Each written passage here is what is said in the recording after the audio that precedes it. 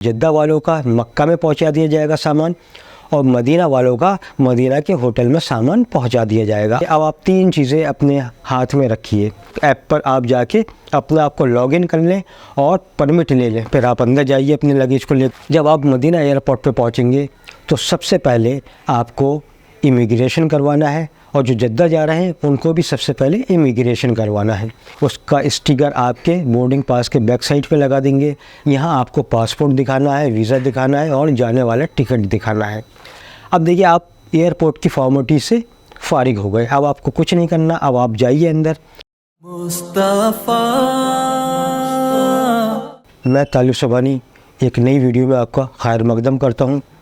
आज हम बात करेंगे कि घर से लेकर मदीना एयरपोर्ट तक का सफ़र, और घर ही से लेकर जो लोग जद्दा जा रहे हैं जद्दा एयरपोर्ट तक का सफ़र। इसमें बहुत टेक्निकल चीज़ें हैं जो आपको समझना ज़रूरी है, क्योंकि बहुत से लोग ऐसे हैं जो पहली बार जा रहे हैं। तो क्या क्या चीज़ें होती हैं, कहाँ कहाँ दुश्वारी हो सकती है, तो मैंने एक एक चीज़ का ज़िक्र किया है। तो आप इसको वीडियो को देखिएगा, और हो सकता है ये वीडियो लंबा हो, लेकिन आपको पूरा देखना है, क्योंकि एक एक चीज़ क्लियर हो जाएगी। और अगर आपने इसको मिस किया तो फिर आगे प्रॉब्लम हो सकती है आपको। तो इसलिए मेरी दरख्वास्त है कि इस वीडियो को पूरा देखिएगा। आज हम बात कर रहे हैं स्टेप बाय स्टेप हज ट्रेनिंग पार्ट 5। देखिए, आप एक मुबारक सफ़र के लिए निकल रहे हैं, तो सबसे पहले आप जो माफ़ी तलाफ़ी करनी हो, किसी से लेन देन करना हो, उसको आप निपटा लीजिए। दूसरी बात ये, सफ़र में निकलने से पहले आप 2 रकात नफिल पढ़िए सफ़र के, और ख़ूब अल्लाह से गड़गड़ा के दुआ कीजिए कि आपके पूरे सफ़र को अल्लाह आसान कर दे, कबूल फरमा ले। आपकी एक एक इबादत, एक एक दुआओं को अल्लाह रब्बुल इज़्ज़त इस पूरे सफ़र में कबूल फरमा ले, और आने के बाद आपकी ज़िंदगी को पूरी तरीके से चेंज कर दे। तो देखिए, आपका घर एम्बार्केशन पॉइंट से कितना दूर है वो कैलकुलेट कर लीजिएगा। तो आप मार्जिन लेके चलें कि जाम भी लग सकता है, कहीं पर कहीं गाड़ी ख़राब भी हो सकती है। तो आप ये मार्जिन लेके चलें, और आपको एयरपोर्ट पर अपनी फ़्लाइट से 4 घंटे पहले पहुंचना बहुत ज़रूरी है। अगर आप चाहते हैं कि आपका काम आसानी से हो, तो 4 घंटे पहले आपको पहुंचना ज़रूरी है। देखिए, आपका वीज़ा आपको मिल चुका है, आपका पासपोर्ट आपको मिल चुका है, तो कोशिश कीजिए कि इंडिया में ही नुसुक ऐप पर आप जाके अपना आपको लॉगिन कर लें और परमिट ले लें। परमिट का मतलब ये है कि अपार्टमेंट ले लें रियाजुल जन्ना में, वरना वहाँ जाने के बाद फिर आपको अपार्टमेंट नहीं मिल पाएगा। तो आप नुसुक ऐप पर जाएँ, वहाँ विज़िटर लिख कर आएगा कि आप विज़िटर हैं या कंट्री के हैं, तो विज़िटर पर जाके लॉगिन कीजिए, ईमेल एड्रेस डालिए, मोबाइल नंबर डालिए, दोनों पे OTP आएगा, लॉगिन कीजिए। उसके बाद आप परमिट ले लिए। ज़ाहिर है, आप जिस तारीख को भी पहुँचेंगे उससे 1 या 2 दिन बाद का आप अपार्टमेंट ले सकते हैं। अब देखिए, एक मुबारक सफ़र पे जा रहे हैं, इसलिए आपको शो ऑफ़ बिल्कुल नहीं करना है, दिखावा बिल्कुल नहीं करना है, क्योंकि अब वो ज़िंदगी आप यहाँ छोड़ के जाइए दिखावे वाली। अब आपको बहुत सादगी से ज़िंदगी गुजारनी है, तो बहुत सादा तरीके से आप जाइए। घर के 1-2 लोग ले जाएं, क्योंकि जाने से कोई फ़ायदा नहीं है। आप एयरपोर्ट पर गए, आप अंदर चले जाएंगे, फिर ज़ाहिर है लोग परेशान होते हैं। तो कम से कम लोग लेके जाएं एयरपोर्ट पर, कम से कम भीड़ करें, क्योंकि वहाँ गंदगी बहुत होती है। लोग खाने पकाने का सामान ले जाते हैं, फिर वहाँ खाते हैं, तो गंदगी होती है। इन चीज़ों को अवॉइड कीजिए। 1 या 2 लोग जाएँ और वो छोड़कर चले आएँ आपको। देखिए, सबसे पहले जब आप एयरपोर्ट पर जाएंगे, अब आप 3 चीज़ें अपने हाथ में रखिए। पासपोर्ट, वीज़ा और जाने वाला बोर्डिंग पास, यानी कि एयर टिकट। बाकी सब सामान आप अंदर रख लीजिए। जब आप अंदर एंट्री करेंगे तो आपका पासपोर्ट और वीज़ा देखा जाएगा। फिर आप अंदर जाइए, अपने लगेज को लेकर ट्रॉली पर रख लीजिएगा। फिर आप देखेंगे वहाँ विंडो बनी होगी सऊदी एयरलाइंस का चेक इन काउंटर, तो आप चेक इन काउंटर पर जाइए। अब आप वहाँ पर लाइन में लग जाइए। चाहे तो ये वीडियो के ज़रिए मैं आपको दिखाना चाह रहा हूँ, आप देख लीजिए। पहले आपको चेक इन काउंटर पे जाना है, वहाँ आपको अपना सामान देना है, वो वेट करके आपका सामान ले लेंगे। उसका स्टिकर आपके बोर्डिंग पास के बैक साइड पे लगा देंगे। यहाँ आपको पासपोर्ट दिखाना है, वीज़ा दिखाना है और जाने वाला टिकट दिखाना है। जब यहाँ से आप फारिग हो जाएंगे तो आप देखिए, फिर आपको जाना है इमिग्रेशन काउंटर पर। यहाँ लिखा होगा इंटरनेशनल पासपोर्ट होल्डर्स, यानी कि ये इमिग्रेशन काउंटर होता है। यहाँ आप लाइन में लग जाइए। यहाँ आपको इमिग्रेशन करवाना है। यहाँ आपका पासपोर्ट, वीज़ा और टिकट लिया जाएगा, वो चेक करेंगे। उसके बाद आपका फ़ोटो खींचेगा। उसके बाद आपका इमिग्रेशन हो चुका होगा। इमिग्रेशन काउंटर छोड़ने से पहले देख लीजिएगा कि आपके पासपोर्ट पे इमिग्रेशन चेकआउट की मोहर लग गई या नहीं लगी। उसके बाद अगला काउंटर आएगा सिक्योरिटी चेक। यहाँ आप अपना तमाम जिस्म पे जो भी सामान है, मेटेलिक या नॉन मेटेलिक, आप उतार के एक बैग में रख के चेन पे रख देंगे और अपने पास घड़ी, बेल्ट, मोबाइल वगैरह कुछ नहीं रखेंगे, पर्स वगैरह सब बैग में रख देंगे। फिर आप स्कैन करे जाएंगे, आपका सामान स्कैन किया जाएगा और फिर जब दूसरी तरफ आप जाएंगे आपका सामान आपको मिल जाएगा। अब यहाँ देख लीजिए बोर्डिंग पास पे वो सिक्योरिटी चेक की मोहर उन्होंने लगाई है या नहीं लगाई है, ये आप देख लीजिएगा। अब देखिए आप एयरपोर्ट की फॉर्मेलिटी से फारिग हो गए, अब आपको कुछ नहीं करना। अब आप जाइए अंदर, हज कमेटी की तरफ से आपका बैठने का इंतज़ाम किया गया है।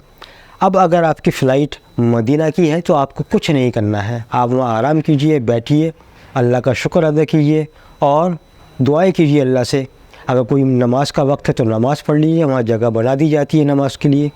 और अगर आपकी फ़्लाइट जद्दा जा रही है तो आप एहराम बांध लीजिए और 2 रकत नफिल एहराम पढ़ लीजिए। अभी नियत मत कीजिएगा, आप एहराम की हालत में अभी नहीं आए, बस एहराम की 2 रकत नफिल पढ़ के आप एहराम बांध लीजिए, लेकिन अभी नियत नहीं करना है आपको। उसके बाद एयरलाइंस में बोर्डिंग होगी आपकी।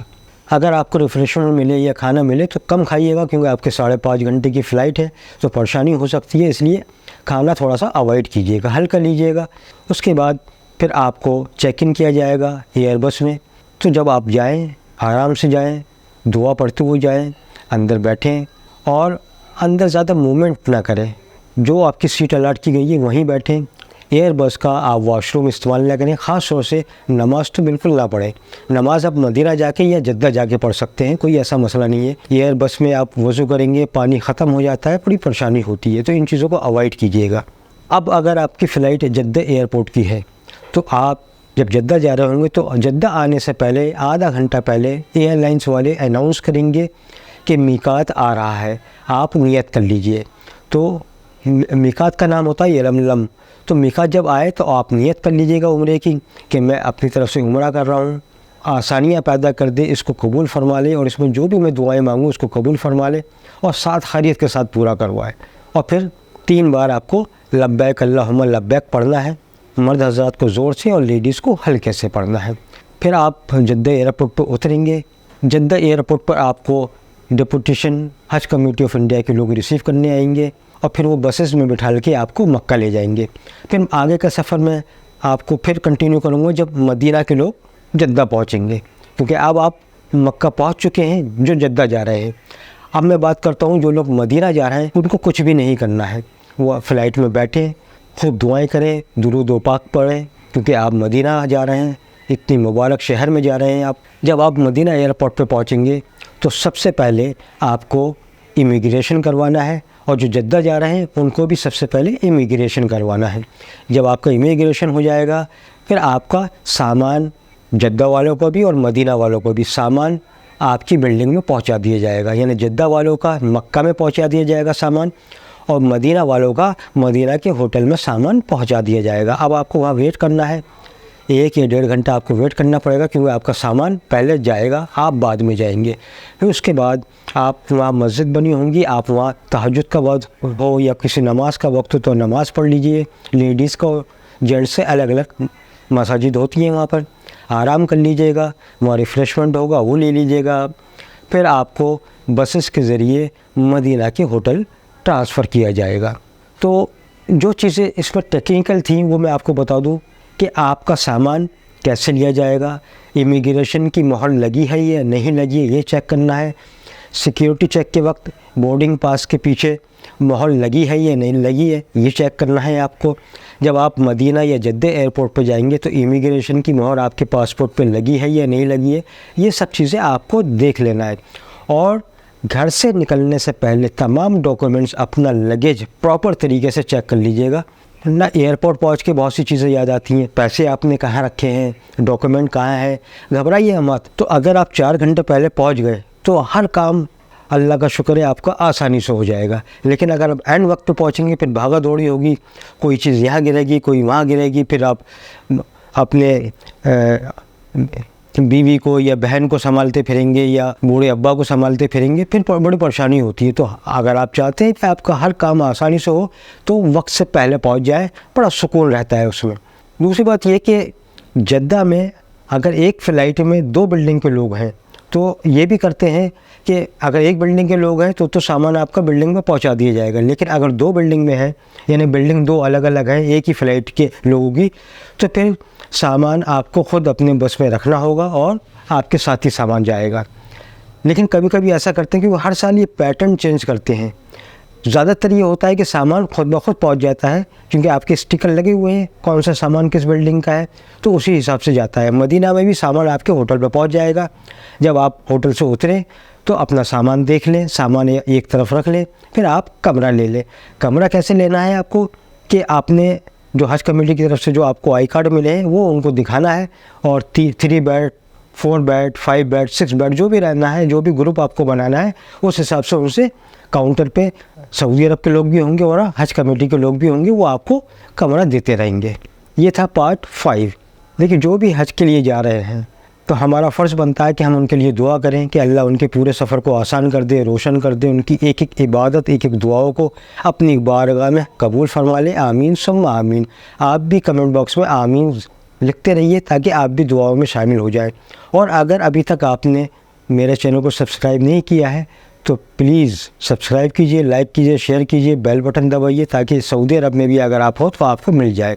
और जो भी आपके कॉन्टैक्ट में ग्रुप्स हैं आप उनको फॉरवर्ड करिए, फेसबुक के ज़रिए, व्हाट्सएप के ज़रिए, इंस्टाग्राम के ज़रिए, स्नैपचैट के ज़रिए।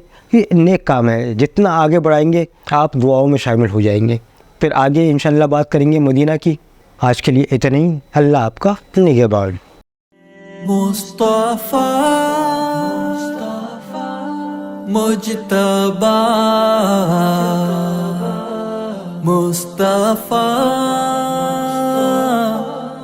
मुज्तबा।